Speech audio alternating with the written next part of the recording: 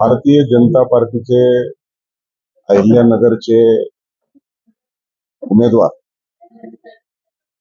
खासदार डॉक्टर सुजय विखे पाटील यांना पुन्हा एकदा उमेदवारी जाहीर झाल्याच्या नंतर त्यांच्या गाठीभेटी सुरू आहेत। जामखेडची आज भारतीय जनता पार्टीची बैठक झाली। मी आणि सर्व पदाधिकाऱ्यांनी त्यांचा उमेदवारी मिळाल्याबरोबर सत्कार केला।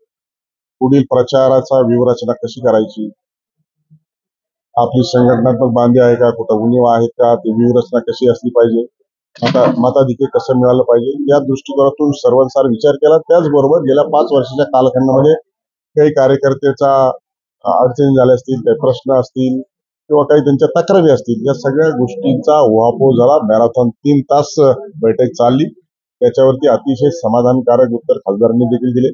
काही विषयामध्ये मी देखील इंटरव्ह्यू केला आणि मी देखील उत्तर दिले आणि एकच सगळ्यांनी एका वाक्यात सांगितलं की गेल्या 2019 मध्ये आम्ही जे लीड दिलं जवळपास 20,000चं, त्याच्यापेक्षा नक्की जास्तीचं लीड देण्याचा मनोदय सर्वच पदाधिकाऱ्यांनी व्यक्त केला आणि अहिल्यानगरचे खासदार होत असताना जामखेड तालुक्यातून अधिकचं लीड होणार आणि अहिल्यानगरचे खासदार डॉक्टर सुजय विखे पाटील हे होतील आणि आमचं मत त्यांच्या माध्यमातून पुन्हा एकदा तिसऱ्यांदा देशाचे पंतप्रधान नरेंद्र मोदी होण्यासाठी त्यांना हे मत निश्चित स्वरूपामध्ये जाईल, अशा प्रकारचा मनोदय सर्व कार्यकर्त्यांनी आणि पदाधिकाऱ्यांनी व्यक्त केला।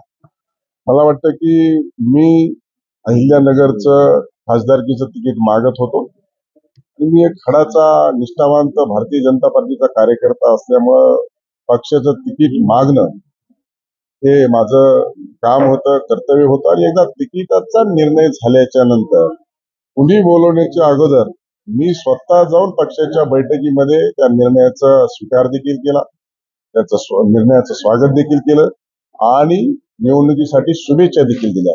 त्यामुळं एकदा पक्षाच्या नेतृत्वाने आणि पक्षाने निर्णय घेतल्याच्या नंतर त्याच्यामध्ये कुठलीही कटुता किंवा मतभेद असण्याचं कोणतंही कारण नाही। त्यामुळं एक दिलानं, एक विचारानं, एकच लक्ष आता अहिल्यानगरचा खासदार डॉक्टर सुजय विखे पाटील यांना करणं आणि पुन्हा एकदा देशाचे पंतप्रधान नरेंद्र मोदींना करणं, हाच विचार आणि ध्येय या बैठकीमध्ये सर्वांच्या माध्यमातून आपल्याला ऐकायला मिळालं। देश विदेशातील प्रत्येक घडामोडींचे लाईव्ह अपडेट मिळवण्यासाठी आता साम टीव्हीच्या सर्व सोशल मीडिया प्लॅटफॉर्मला लाईक, फॉलो आणि सबस्क्राईब करा। तसंच सर्व नोटिफिकेशनसाठी बेल आयकॉन प्रेस करायला विसरू नका।